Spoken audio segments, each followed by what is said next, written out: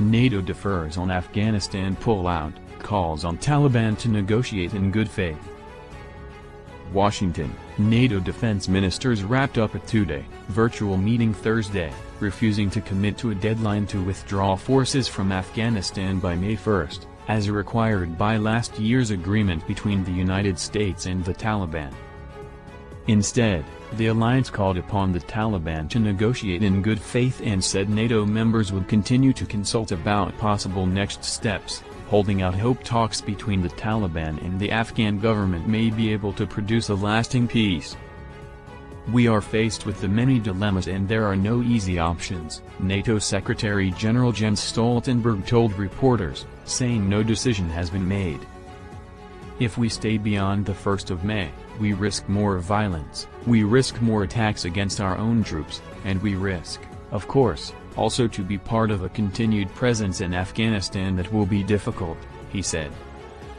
"But if we leave, then we also risk that the gains we have made are lost and that Afghanistan again could become a safe haven for international terrorists."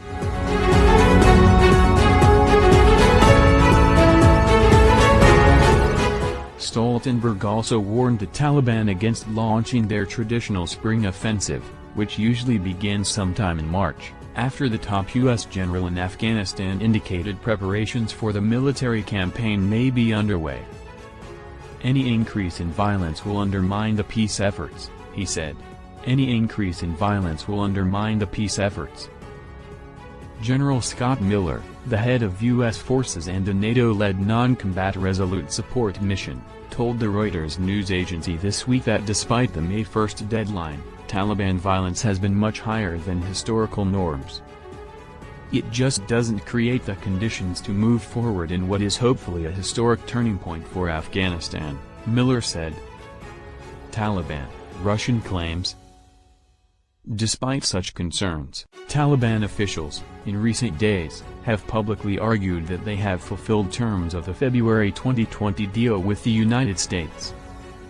In an open letter posted online earlier this week, top Taliban negotiator Mullah Abdul Ghani Baradar urged the U.S. to remain committed to the full implementation of the February 2020 deal.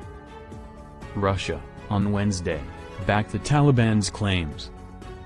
The Taliban adhere to the agreement almost flawlessly. Not a single American soldier has died since the agreement was signed, which cannot be said about the Americans, Russia's presidential envoy to Afghanistan, Zamir Kabulov, was quoted as saying by the state-owned Sputnik news agency. NATO forces have been closely monitoring conditions on the ground in Afghanistan, indicating the Taliban's compliance with the terms of the agreement are in doubt. The Taliban needs to negotiate in good faith. Violence has to be reduced.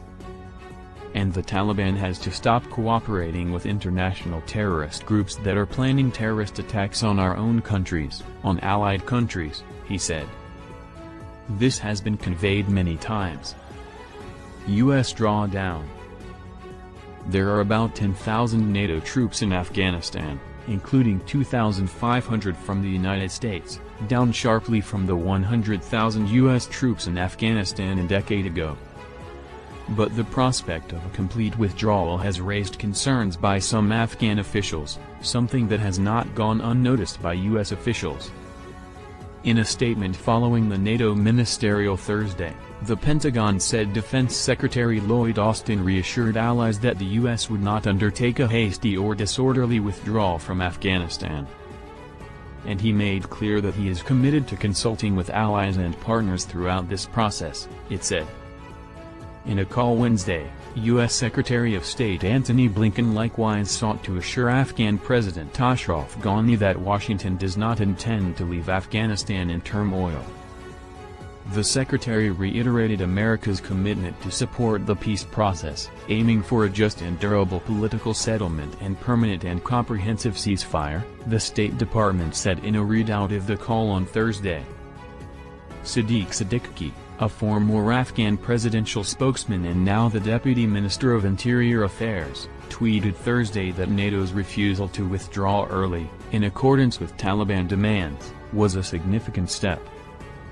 It means that the Taliban cannot, get away with the violence, Siddiqui wrote. It means the game has rules. It means no more concessions will be awarded. It is a significant decision and a major step. It means that the Taliban cannot get away with the violence. It means the game has rules. It means no more concessions will be awarded. Taliban must adhere to a real peace process that will end their violence and terrorism. Despite cautious optimism by NATO and Afghan officials to the U.S. approach, there is also more reason to worry, with many pointing to a growing collection of intelligence that raises doubts about the Taliban's desire to live up to the agreement with the U.S. and about its intentions regarding ongoing talks with the Afghan government. The Taliban views the negotiations with the Afghan Islamic Republic negotiating team as necessary to ensure U.S. forces leave Afghanistan, U.S.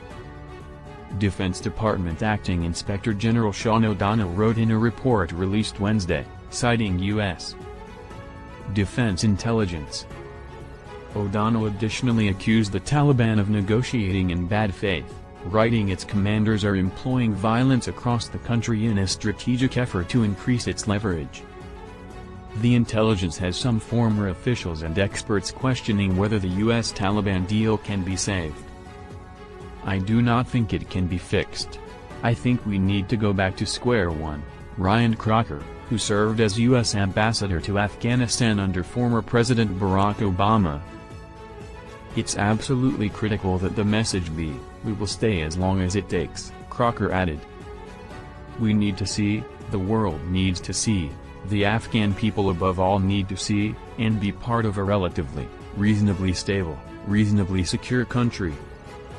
Bradley Bowman, with Washington-based Foundation for Defense of Democracies, said that the increased violence alone should be cause for concern. I think it just makes the case that if this is how they're behaving when they're supposedly on their best behavior, just imagine how they're going to behave once all the American troops are gone, or how and when NATO is gone, he said.